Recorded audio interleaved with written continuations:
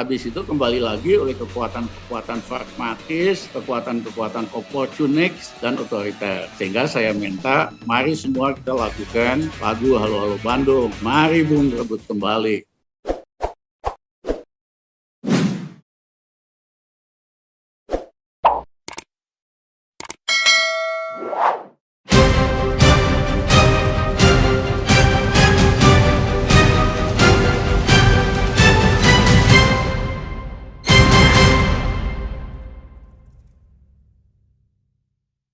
Nanti saya akan fokus pada ekonomi, tapi saya ingin menjelaskan satu cerita yang saya belum pernah ungkapkan ke depan umum. Dan tapi saya bisa jelaskan apa yang sesungguhnya terjadi. Sekitar sebulan sebelum penjatuhan Gus Dur, saya dipanggil oleh Wakil Presiden Megawati ke Istana Wakil Presiden. Di situ Megawati menangis terseduh-seduh, betul-betul sampai segugukan. Dia bilang, Rizal, aku nggak terima apa yang dikatakan oleh Mas Dur.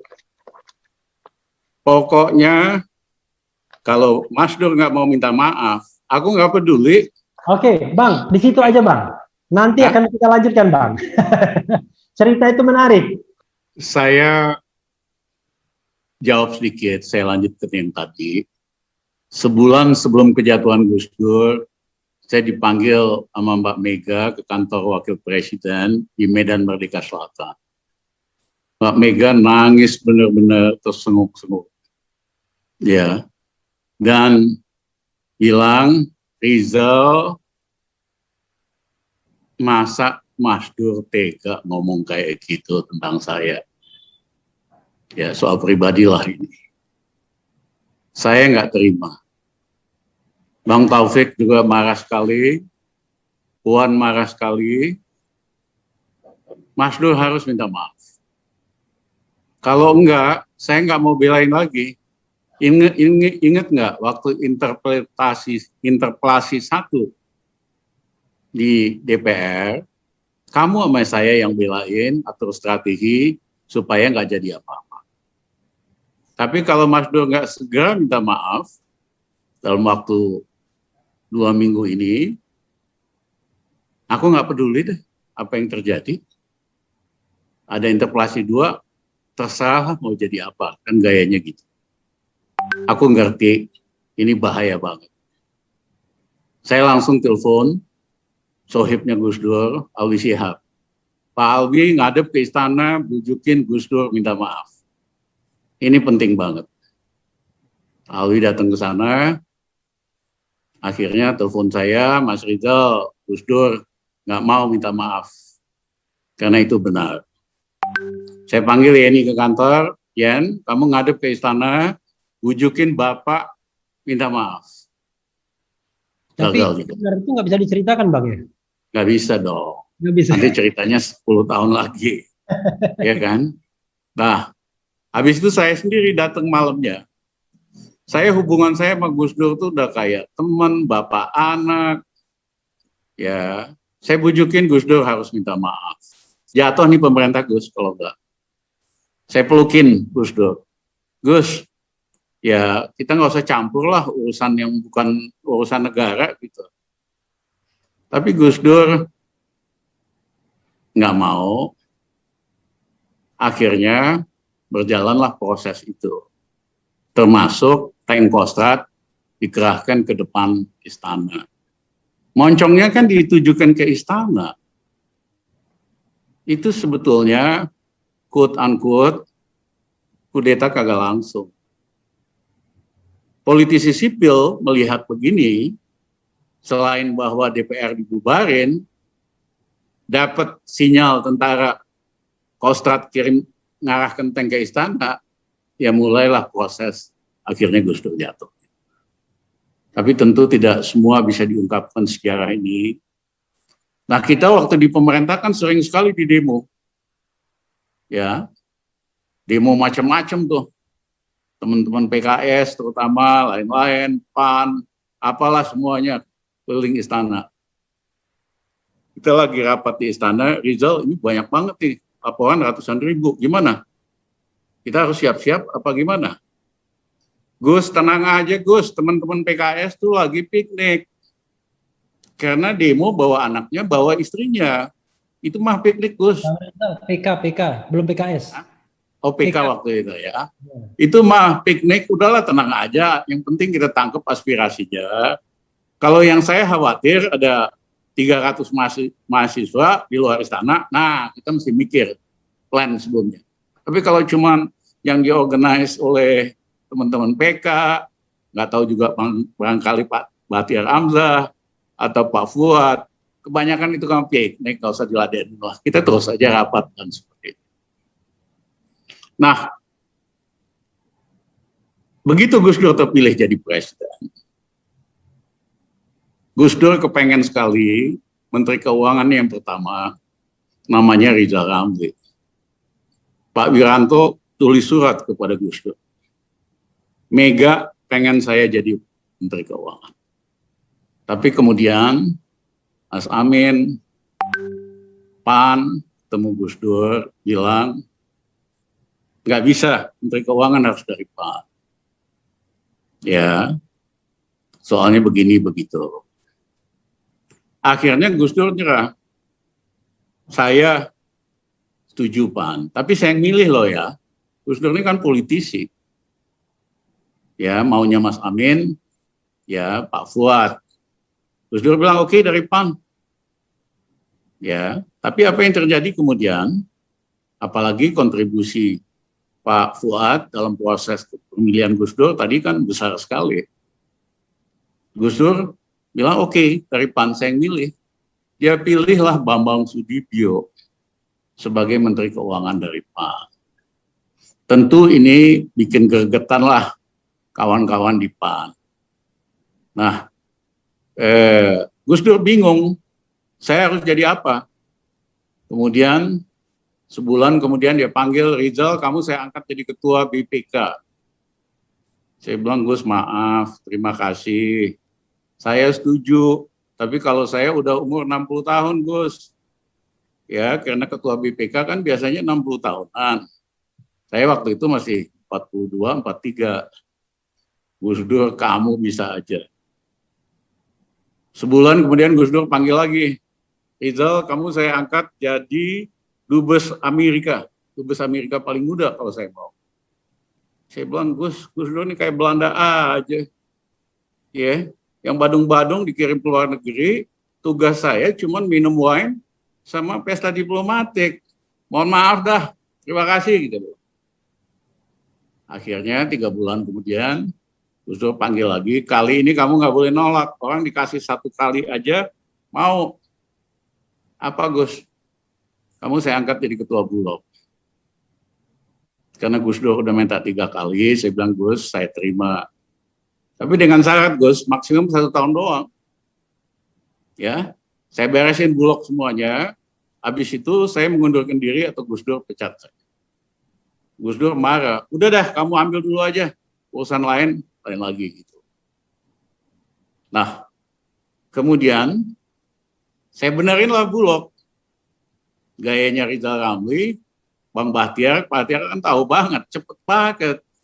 Ya, 1, kita stabilisasi harga, tidak ada import selama 2 tahun, kita naikin harga beli beras. Yang ketiga, kita naikin harga pembelian gabah, sehingga pendapatan petani lebih tinggi. Sehingga 2 tahun sejak itu, pemerintahan Gus Dur nggak pernah import beras. Tapi masih ada beras bocor ke dalam. Istilah saya waktu itu beras Spanyol, separuh nyolong. Import, dimasukin ke gudang Bulog.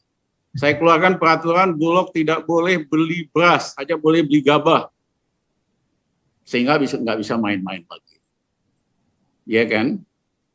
Nah, di Bulog itu, saya benerin sistem accounting-nya.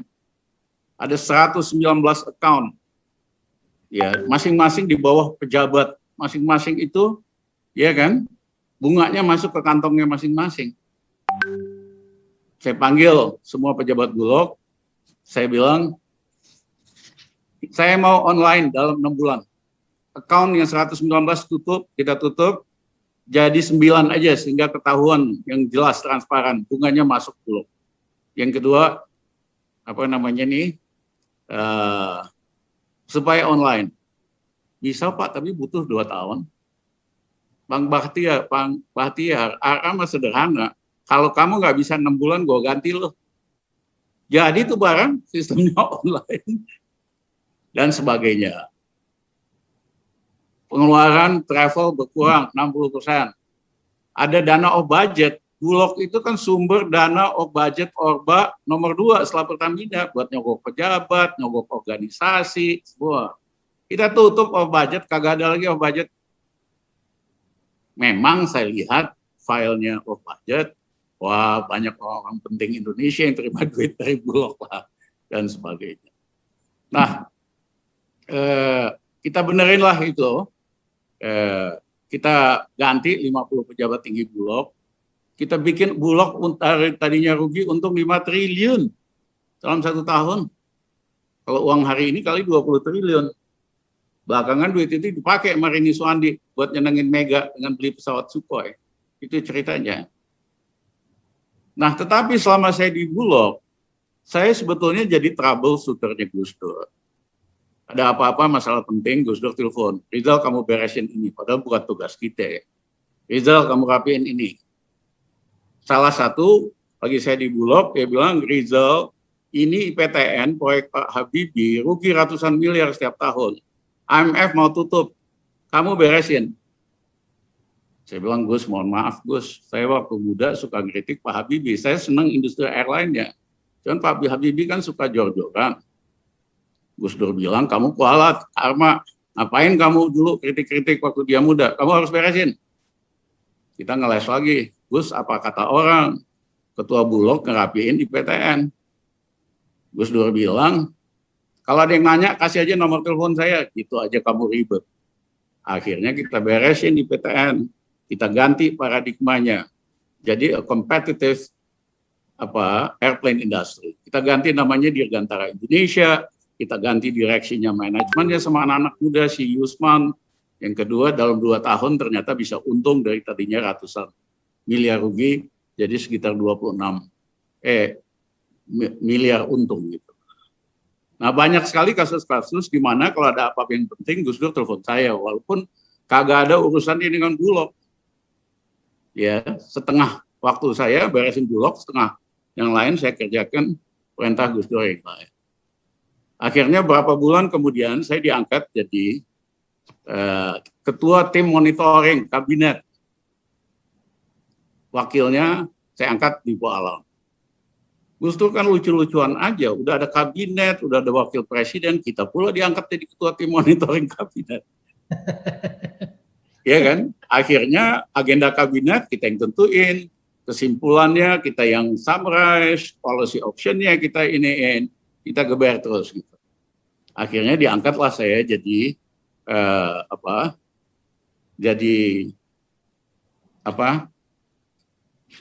jadi Menko Ekonomi. Nah, waktunya kan pendek. Saya udah tahu Gus Dur nih kayaknya nggak terlalu lama karena yang ngeganggu dia tuh banyak banget.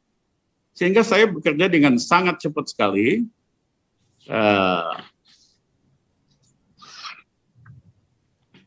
Bagaimana strateginya? Pertama, saya genjot pertumbuhan ekonomi. Dari tadinya saya masuk min 3%, 21 bulan kita naikin 4,5%. 7,5% dalam 21 bulan. Apa rumusnya? Sederhana, kita pompa daya beli. Kita naikin gaji pegawai negeri, ABRI, sipil, pensiunan, 125% dalam 21 bulan. Gus Dur bilang, Rizal, duitnya dari mana? Itu urusan saya lah, Gus. Yang penting, pegawai negeri yang jujur, ABRI yang jujur, pensiunan yang jujur, punya uang. 99% dari pendapatan tambahan itu pasti dia belanjakan, sektor retail hidup lagi. Gitu. Kemudian kita bereskan kredit kur usaha tani zaman Pak Habibie sama Mas Adi yang macet bunga berbunga 26 triliun. Petani diuber-uber, suruh bayar kalau nggak disita tanahnya. Akhirnya saya datang sama Gus Dur, Gus, kita udah gila, Gus.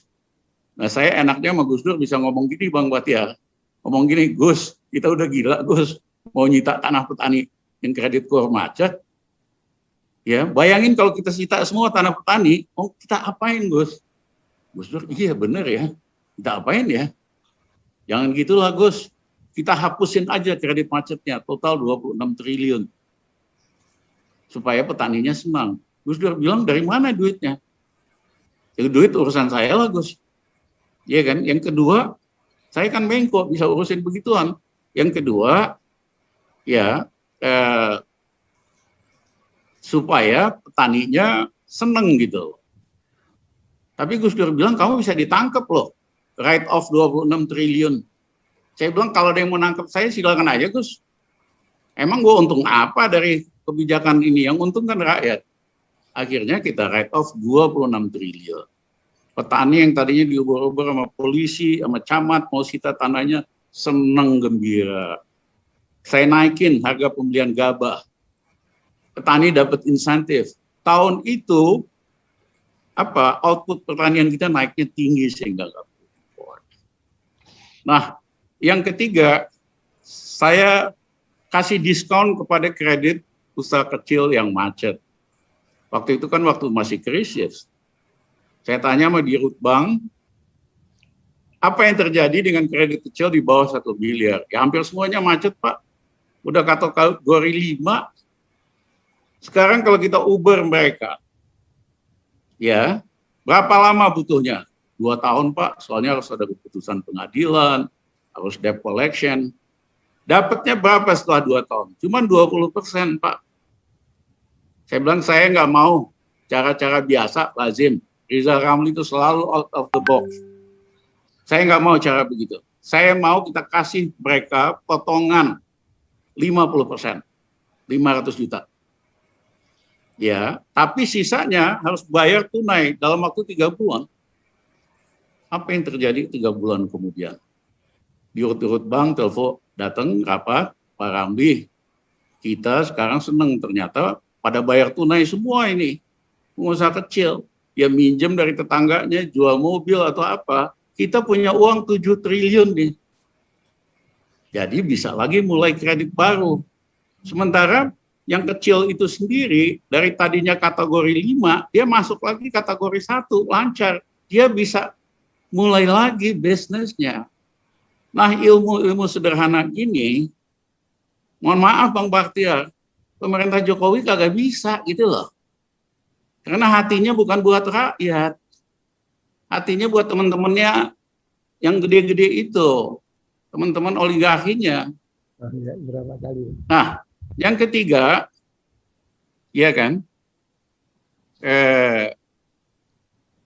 kita dorong ekspor naik 2 kali 200%. Waktu itu anak buah kita, Menteri Perdagangan dan Industri, namanya Jenderal Luhut Panjaitan. Temannya Pak Bahtiar. Waktu itu mah belum ngerti ekonomi banget Bang Bahtiar. Ajarin begini caranya, strateginya gini-gini. Nah, dia kan memang bulldozer, dia bulldozer lah. Naik ke ekspor 2 kali. Nah, kemudian sektor yang macet paling gede adalah properti. Semuanya di BPPN. Saya restructure. Karena kalau pengembang nggak keluar dari PBPN, sektor real estate mati. Padahal linkage-nya ini besar. Jadi yang kami lakukan, saya potong bunga kreditnya itu, kenapa macet, bunganya 70% ke 15%. Jangka kreditnya kita perpanjang, akhirnya hampir semua keluar BPPN, sektor properti hidup lagi, Rizal Ramli dikasih hadiah sama Ketua Asosiasi Real Estate Indonesia sebagai Dewa Penyelamat Real Estate Indonesia. Nah, sehabis zaman Mega, makin hidup lagi properti. Cuman saya nggak pernah dikasih kredit. Artinya apa? Orang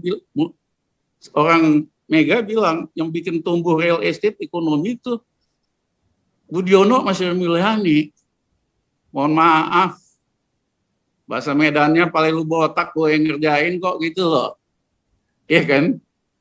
Hiduplah akhirnya sektor dari ini dan lain-lain. Ya. Kemudian kemiskinan, kita fokus ke peningkatan daya beli rakyat yang bawah, sehingga 2 tahun pemerintahan Gus Dur mengurangi kemiskinan 10 juta, 5 juta 1 tahun. Jokowi hanya bisa mengurangi kemiskinan 6 tahun pertama 900.000 per tahun. Tahun ini malah lebih rendah lagi. Kenapa? Karena kita fokus memang buat mendorong yang kecil, yang menengah bawah, ya kan? Karena inilah konstituennya kita, ya, konstituennya umat, konstituennya NU, konstituennya Muhammadiyah dan lain-lain. Tugas saya bagaimana mereka lebih senang, lebih gembira. Itu perintah Gus Dur sama saya. Ya, Gini Index paling rendah dalam sejarah Republik Indonesia. Nah, yang lain adalah Pak Habibie orang yang desentralisasi pemerintahan daerah. Dia bikin undang-undangnya, dibantu sama kawan kita tuh, si Rias Rasid, dalam bidang politik. Tapi di dalam bidang ekonomi, Pak Habibie nggak sempat nyusun undang-undang ekonomi yang mendukung desentralisasi. Pemerintahan Gus Dur, kami yang bikin satu undang-undang alokasi umum. Bagaimana cara membagi subsidi dari pemerintah pusat ke pemerintah daerah. Kita ciptakan rumusnya. Yang kedua, undang-undang untuk alokasi khusus. Bagaimana daerah yang punya minyak bumi dan gas bisa sebagian persentase keuntungan. Memang saya menyesal karena pemerintah Gus Dur kan cepat sekali. Harusnya saya masukin juga mineral, saya masukin juga ikan dan lain-lain. Tapi pikiran saya waktu itu kita beresin dulu dah ini dah. Mudah-mudahan pemerintah yang akan datang perbaiki. Nah, sampai hari ini pemerintah pergantian pemerintah nggak pernah memperbaiki undang-undang alokasi khusus itu. Harusnya dimasukkan sektor perikanan sehingga Maluku, rakyat di Maluku, di Indonesia Timur, di Natuna, Riau bisa kebagian dari ekspor perikanan. Harusnya dimasukin mineral sehingga hari ini kan banyak tambang macam-macam itu di Halmahera, di Maluku dan lain-lain supaya rakyatnya kebagian dari emas, dari koper, dari ini. Kagak tuh, yang ada rebutan aja pejabatnya supaya punya hak tambang nikel sama Cina dan sebagainya dan sebagainya. Bang Rizal, mungkin bisa lompat soal penjatuhan Gus Dur? Oke. Nah, yang terakhir itu saya transfer 200.000 PNS pusat jadi daerah tanpa huru-hara lah, smooth gitu. Nah, pertanyaan Refli tadi soal penjatuhan Gus Dur. Halo? Iya, iya. Nah, memang sih tentu tadi diakui atau tidak diakui, kelompok garis tengah yang nggak happy sama Gus Dur, pengen ganti Gus Dur. Golkar juga ya pengen ganti. Nah, saya ingat waktu itu suasananya udah rame, kita dipanggil sama Gus Dur, 7 menteri. Saya ingat saya, Pak Bambang SBY jadi Menko Polhukam, ada Yusril, ada Pak Awi Syihab, dan lain-lain. Gus Dur bilang, ya kan, kalau ada apa voting di DPR, MPR kita menang lah, gini. Harusnya yang beginian Pak SBY dong yang jawab. Dia kan Menteri Polhukam, menjelaskan peta di DPR kayak apa, kalau voting kayak apa. Tapi saya nggak ngerti, Pak SBY waktu itu diam aja. Akhirnya saya yang ngomong, Gus mohon maaf Gus, kalau ada voting di DPR, kita kalah Gus. Gus Dur marah sama saya. Ya, enggak, kita menang Rizal. Itu yang dari P3 udah ngadep saya nggak mau nyebutin nama-nama nih Pak Batiar. Ya kan? Dari PAN udah ngadep saya, Golkar udah ngadep saya, kita kasih lagi tambahan menteri, mereka udah oke, Rizal nggak usah khawatir.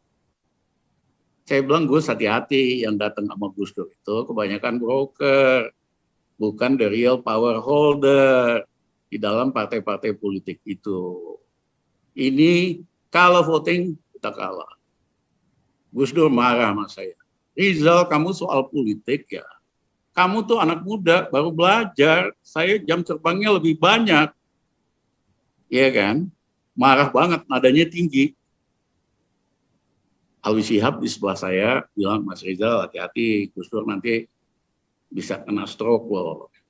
Ya, saya akhirnya terdiam, saya peluk-peluk Gus, udah Gus, saya cuman sebagai anak buah, berikan Gus Dur peta yang sesungguhnya, it's up to you, you are the leader.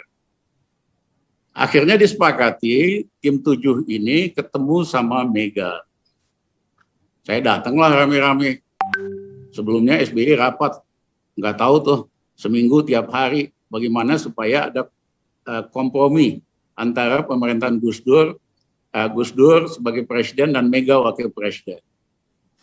Rapatnya aja 7 hari tuh. Ya, saya jarang rapat.